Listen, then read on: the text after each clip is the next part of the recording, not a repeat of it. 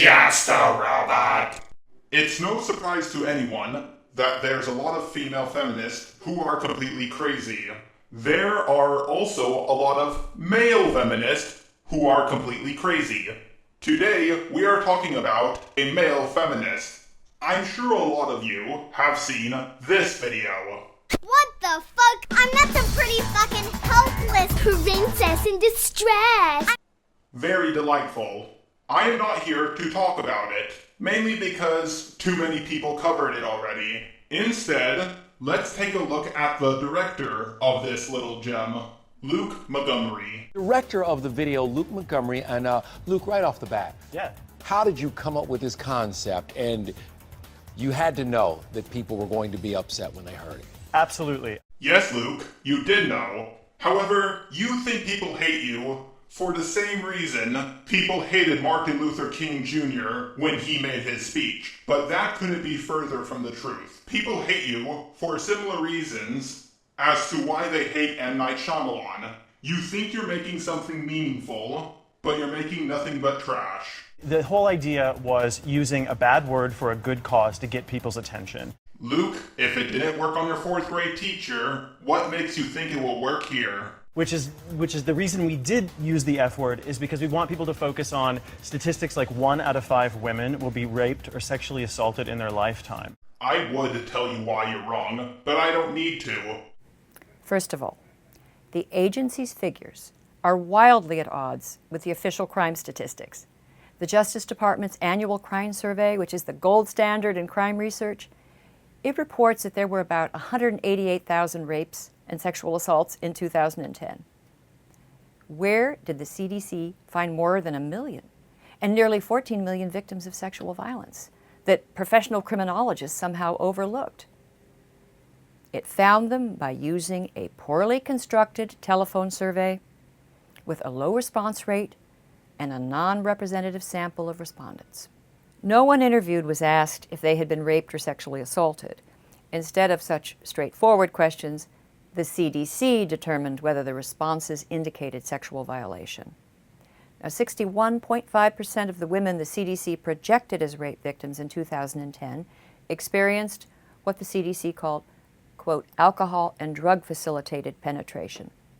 Now, what does that mean? I mean, if a woman was unconscious or incapacitated, then every civilized person would call it rape. But what about sex while inebriated? I mean, few people would say that intoxicated sex alone constitutes rape. Indeed, a non-trivial percentage of all customary sexual intimacy, including marital sex, probably falls under that definition. In short, by using a non-representative sample and vaguely worded questions, the CDC yielded the 1 in 5 lifetime rate and the 1.3 million female rape victims per year. Now, how did the CDC come up with nearly 13 million female and male victims of sexual violence other than rape in 2010? Participants were asked if they had ever had sex because someone pressured them by telling you lies. Did you ever have sex because someone made promises about the future they knew were untrue? Or did someone ever pressure you into sex by showing you they were unhappy? Any affirmative answer to these questions counted as sexual violence. Look, to prevent rape and sexual assault, we need state-of-the-art research. We need sober estimates. False and sensational statistics are going to get in the way of effective policies. Also, if you include prison rape, men have a higher chance of getting raped than women. Or the fact that women and men doing the exact same job, the woman gets paid 23% less than men.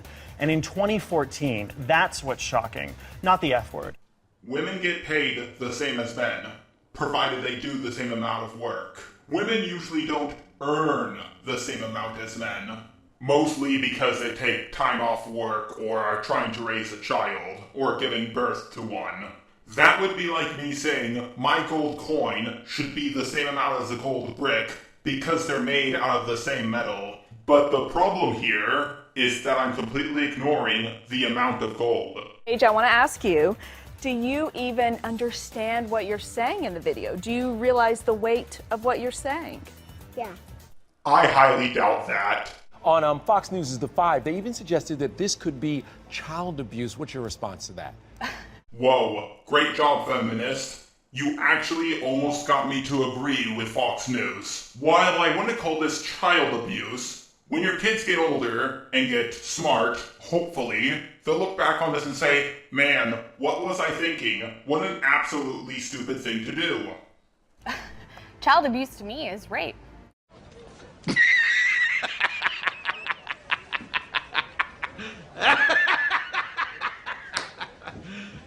You serious? Does that mean if I rape someone, I'm being a child abuser? Or are you saying if I abuse a child, I'm raping them? This comment sums up how I feel about your statement. You know? Yeah, I mean, I would think that child abuse is standing by and letting our society pay women 23% less than men, allow A student girls to make as much as C student men. I mean, that's an outrage. To me, that is child abuse. Oh dear God, I'm sick of people saying that. It normally has to do with the choice of career, or the degree they got. It affects everyone, not just women, but both men and women. A straight C doctor, be it male or female, will make more money than a straight A construction worker, be it male or female. And paying a doctor more money than a construction worker is not child abuse. You know, as a director and as a writer, what I set out to do with this was to start a conversation. Great. I have a conversation I want to start with you. Do you think 9/11 was child abuse? Or do you think robbing a casino is child abuse? Just a question. Millions of people are discussing this that weren't discussing it 2 days ago.